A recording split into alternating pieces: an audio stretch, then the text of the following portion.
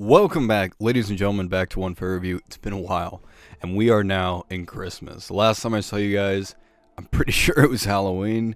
I could be wrong on that, but today we're back in Christmas, and what a time to get in the holiday spirit than to review two anime films. One somewhat new, one somewhat old, and both of them actually are intertwined. They both have a common theme that will go on in December. One of them is Tokyo Godfathers, which I'm sure you guys might be familiar with. And then the other one is Altered Carbon Resleeved, which Cyberpunk 2077 comes out, so why not?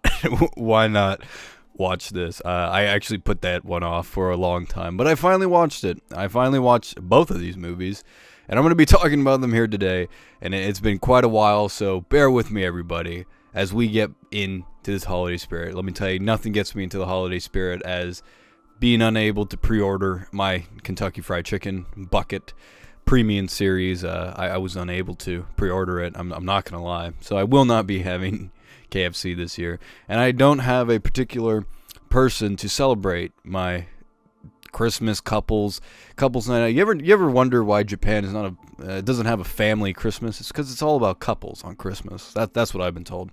Anyways, let's get into some Christmas classics. Merry Christmas to all of you. Let's get started. All right, listen. It figures that the first thing I'm going to talk about is Altered Carbon Resleeved. Yep, this is an anime film. It's a spin-off of the actual TV show Altered Carbon, which I will say right off the bat, I have never seen. Well, I mean, I have seen it. I've seen a little bit of it, and I've fallen asleep quite a few times. I'm not going to lie, I'm not too interested in Altered Carbon. It's bored me. It's bored me before. It looks pretty neat. I'm not going to lie. It does look pretty neat, but it's just not my style, and I'm going to get into that later on. But, so this movie came out. I didn't pay attention to it, mainly because it was a Netflix original anime in the Netflix original style of 3D animation. I do like that Netflix is investing in anime, but I must say, if they're going to invest in anime, they really need to start doing something different and stop giving me 3D bullshit. I'm sick of it. I'm sick of it at this point. But, you know, why not? Let's give it a chance. So this is a spin-off of Altered Carbon, which is a TV show that like I said, I've never seen. So I don't know anything. I didn't know anything going into this film. The only thing I do know, film was actually directed by Joe Nakajima and written by Dai Sato and Tsukasa Kondo. Dai Sato, believe it or not, was actually involved with, actually not that, he was involved, he was the writer of Cowboy Bebop, the original back in the day, not the new Netflix one coming out, because Netflix, they're all about getting the fans, let me tell you. So yeah, he actually worked on Cowboy Bebop back in the day. I do remember that actually being somewhat in the advertisement. It was like, oh, Dai Sato, he's coming back. He's reprising his writing skills in a cyberpunk style universe, which was Altered Carbon. I'll give it one thing, Altered Carbon. While I don't necessarily like the series, it's an interesting idea to have multiple different people write the show and do different things with it. I don't even know how it works, but whatever. I do know that. Listen, guys, I do know the world. All right, I do know that much. But anyways, let's get into the actual summary of this movie. All right, so on a planet called Latimar, Holly, which is a main character, is being chased by Yakuza, who are then killed by cyber ninja creeps. She is then chased by the cyber ninja creeps till she is saved by Takeshi, who by the way is the main character of the show. Found that out afterwards. And this guy has been hired to investigate this Yakuza gang. He has a meeting. Holly escapes again, and she gets caught by a girl by the name of Gina, and Takashi comes in to save her. But then the cyber ninja creeps come back and kill the SeaTac team. I hope I'm pronouncing that right. Except our main characters, of course, Takeshi, Gina, and Holly. They survive. SeaTac, they die. But these three characters, they survive. So they go to the Mizumoto Syndicate, which is a Yakuza clan that do something, I'm sure. We don't really know. I mean, we never learn what they do. And it turns out there's a guy named Shinji who hires the cyber ninja creeps, and there might be a conspiracy going on within the Yakuza syndicate. So Takashi and Gina may or may not be related, and many people die. Mainly inept Yakuza who are apparently okay with dying in a world where immortality exists. And that is my summary of the story. That is what I got out of it, at least. That is what I got out of it. The cast is comprised of Tatsuhisa Suzuki, Rina Sato, Ayaka Asai, Kenji Yamauchi, Kanehira Yamamoto, Koichi Ishii, and finally Joiji Nakata. Okay, so that is the story summary. Those are the actors who are in the show. How is the story? Let's get into that. So, as somebody who has not seen the show, did it impact anything? I'm sure it did. There are two key moments that I am very positive had a huge impact on me not being able to really understand what was going on. The first one being, I did not know who Takeshi was. I just thought he was some random asshole who just showed up out of nowhere. And so I didn't know who he was originally. I know him now, which makes a little bit more sense. I mean, I guess it kind of figured that he was somewhat related to the show. I mean, by the end of it, I knew that I was missing something. That is for sure, because, I mean, these two characters, Takeshi and Gina, are somewhat related in their connections. Maybe that's a thing in the show. Maybe they're characters in the show. You know, maybe they are. I mean, they definitely are. I just never seen them. That being said, besides that, I have to say, the movie is somewhat standalone. You can definitely watch this as a standalone story within the universe, which is, like I said, I actually do like that idea. I think that is an interesting way to do it. You know, get all these different writers to have their own takes on it. Well done. But I must say, this show is a bit of a mess, or this movie is a bit of a mess. The movie starts out with Holly just kind of being chased by Yakuza. We don't really know what's going on. Later on, we figure it out, but there's really no explanation. Takeshi kind of has this meeting with some guy who I'm sure he has another role, and they kind of discuss like what the plan is. They need to investigate the Mizumoto clan because there is a coup that is going to be started by Shinji, or so you think in the story. And Holly is a part of this she's a tattoo artist. She tattoos the Yakuza. Basically, okay, so Mizumoto, the clan, the founder, came up with this idea that since in this world of immortality, the way that you can rise up is he didn't want necessarily the clan to be ruled by one guy forever. So he came up with this idea that if you become the next leader, then the next person has to give up their life because it is honor, it is honorable, and it shows your dedication to the clan. In a world where everybody can be immortal, kind of doesn't make sense. I don't know how all these Yakuza members are okay with this, but whatever. I guess it's part of the story. But I guess this Shinji guy was starting to coup. And Holly, she didn't want any part of it. Now, this is spoilers, all right? This is gonna be spoilers because this story is dumb. Let me just start off by saying the story is dumb, and it's not because I didn't watch the previous ones. You don't really need to watch them to understand this movie.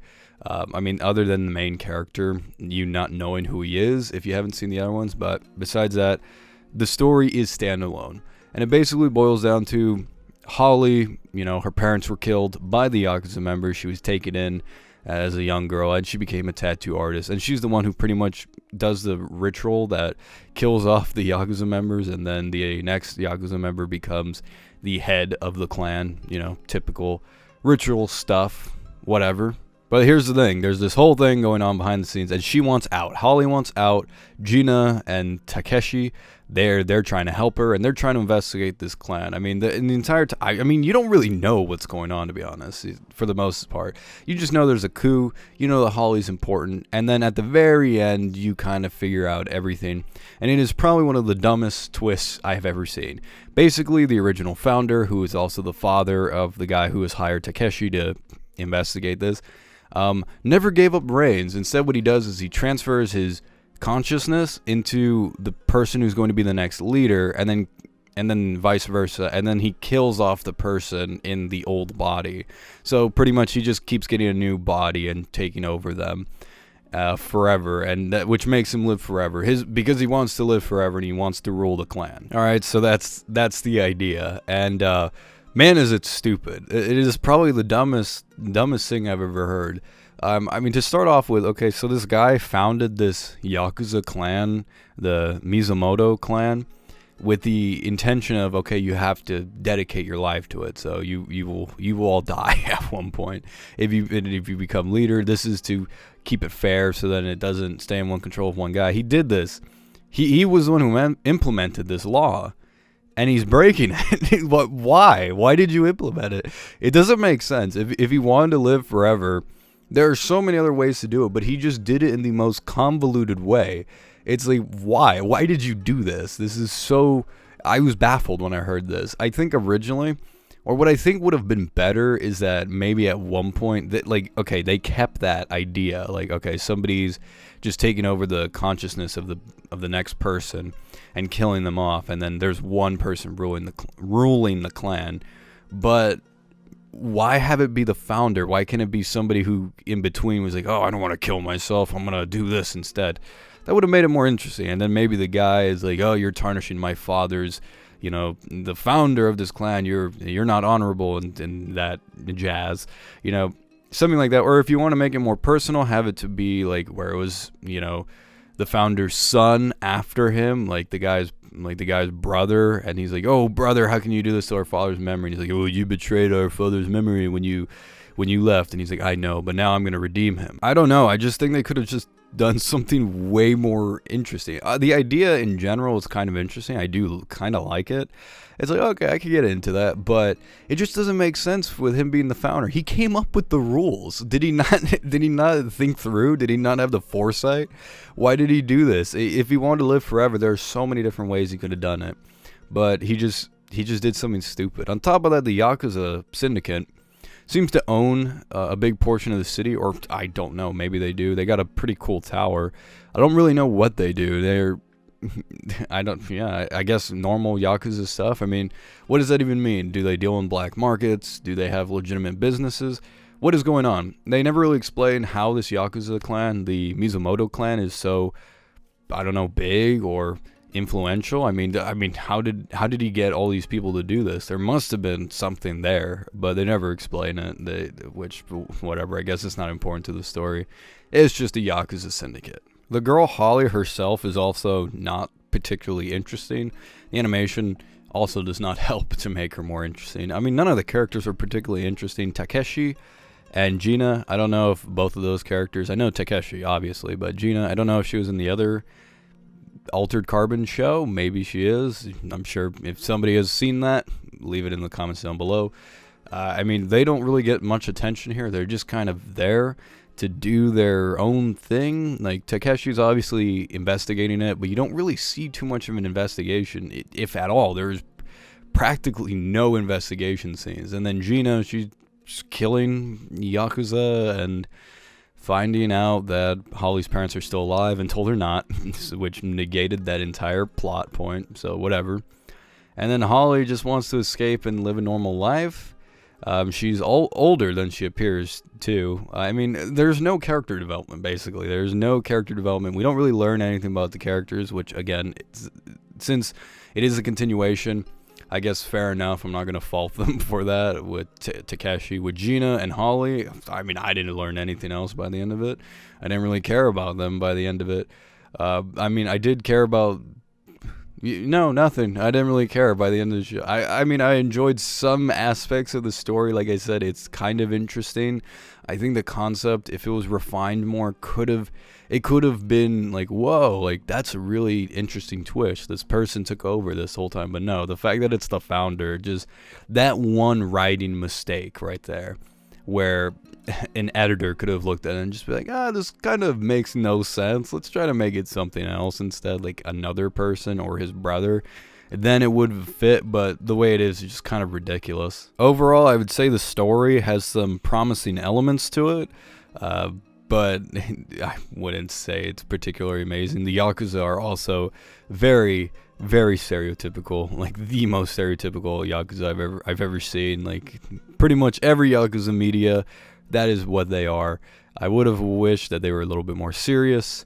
Again, the animation does not help, and nor does the very exaggerated accents, but what can you do? Also, the Yakuza seem very useless. For people who are just giving up their lives for this crap, they should be better fighters, I would imagine. I mean, they just get chopped up, like, so easily. Great. I don't know how they threaten anybody. Just send the police force, raid the freaking tower. I mean, if the police force can come back, they can just raid it multiple times, killing everybody. So this thing makes no sense. But anyways, moving on from the story. Oh boy, the presentation. What can I say? It's a Netflix anime, and a 3D one at that. CGI, complete, no 2D. You know what? I'll be honest with you guys right now.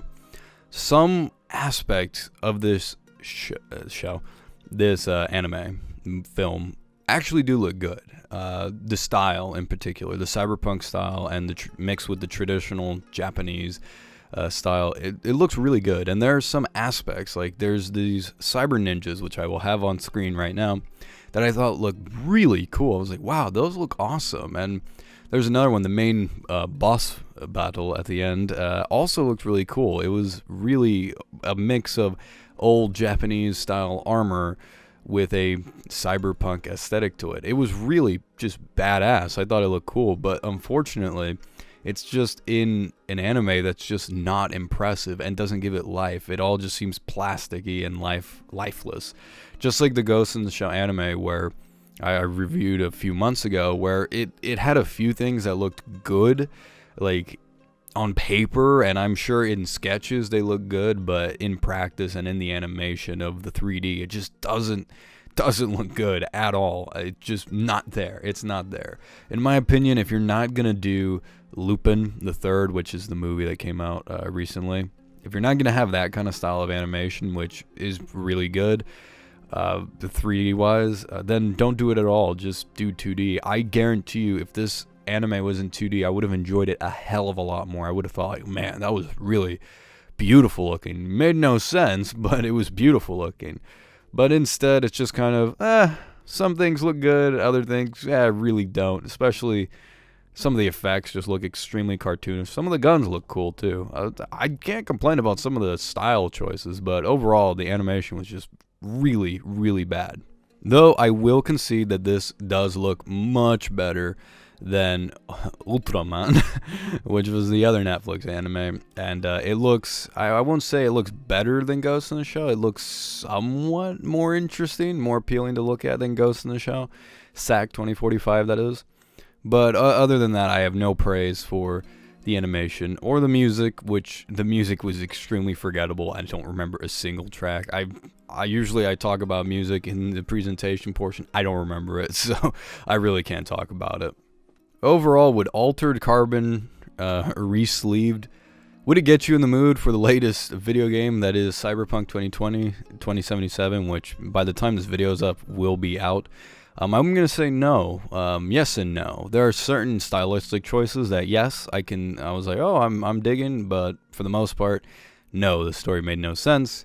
Characters weren't fleshed out, which for the main character, Takeshi, don't mind. All right, it was, there's a TV show that fleshes them out, whatever.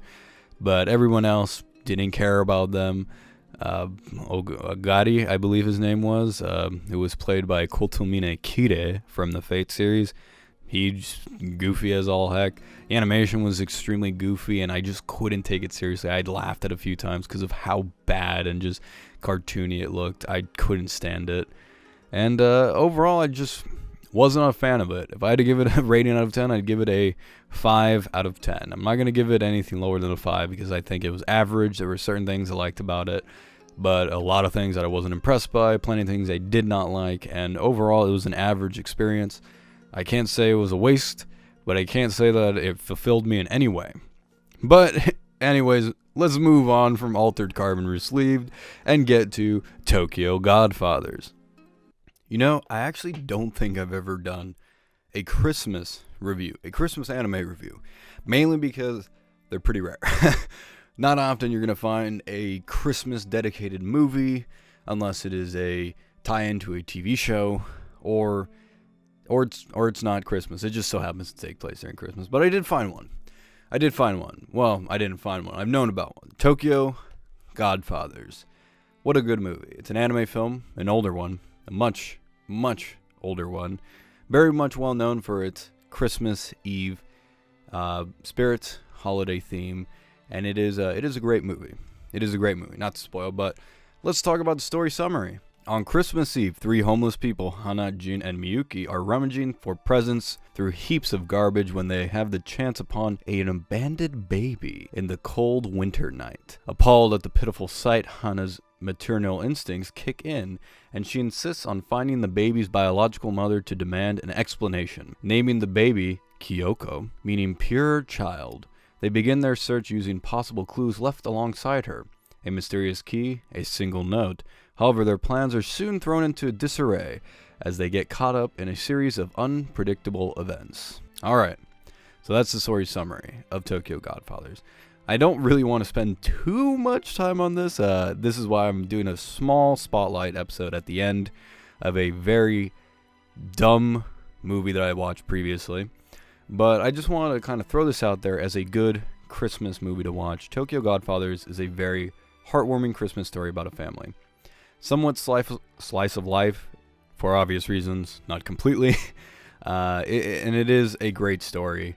A huge unexpected twist near the end, and just a overall good mystery through and through. I mean, it was never particularly predictable, which I don't necessarily expect from anime. But yeah, it is a fantastic Christmas movie, but it's also not just a Christmas movie. It's a fantastic family film. Overall, I would say Tokyo Godfathers is just a wonderful, cheerful movie to watch. Something that Altered Carbon does not have the benefit of is the animation. Just being drop dead gorgeous. It is absolutely stunning. Tokyo with all of the Christmas, the snow, the advertisements, all of these beautiful, beautiful things going on in the background. It's just stunning to look at. The 2D animation, the hand-drawn animation, the beauty of hand-drawn animation really just shines through the artistry, and it is a huge takeaway.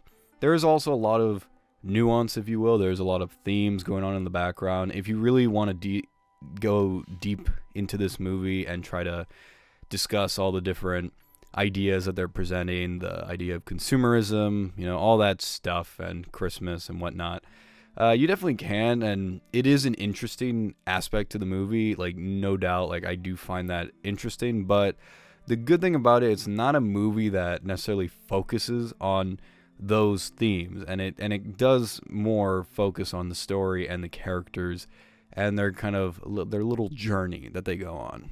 Again, I don't want to spoil them. I don't want to spoil the movie.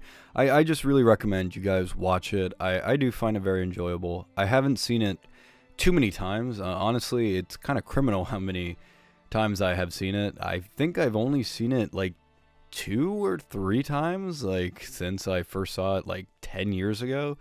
It's a really good movie and a really great film to watch during Christmas. I probably should watch that instead of stupid crap like I don't know, Krampus or something. But I always seem to forget about it. But no, it is a really good movie, and I do recommend it quite a bit. It is also great because not a lot of, like I said, there's not a lot of great Christmas anime movies. There are plenty of anime series that do have Christmas specials, and they will have maybe an episode dedicated to it being Christmas. The Emiya Cooking Show had one.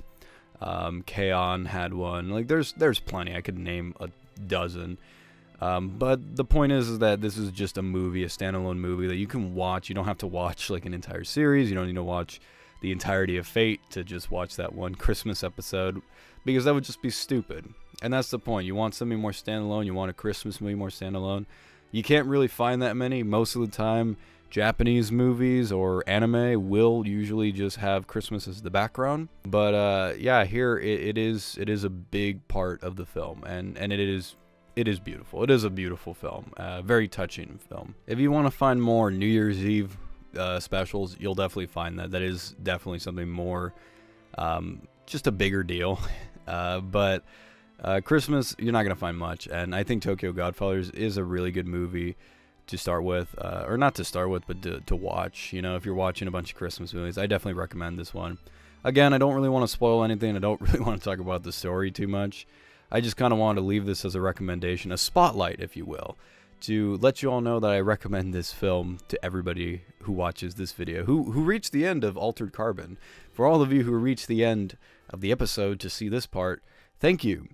Unfortunately, this is not a full review, and I will not do a full review of Tokyo Godfathers. I just wanted to recommend it because I do find it a very good movie. And if you guys found the summary interesting, by all means, please watch the movie. It is really good. That's going to be it for me, ladies and gentlemen. Currently, I am probably going to be busy with Christmas aspects in my life. I'm doing another anime review, actually. It's going to take a little bit longer than expected, but yes, I am doing another anime review. It's of a series, not a movie. And besides that, I'm also doing other things. I am also probably at this point, I'll be playing Cyberpunk 2077. Like I said, this is pre-recorded before that. So yeah, I hope this guys puts you in the mood for both Cyberpunk and for Christmas. Please, have you guys seen these movies? Let me know down in the comments down below. Did you love it, hate it, don't care about it, or even mad at me for even talking about it? You want to kill me? Just let me know in the comments down below. I always like hearing your guys' thoughts.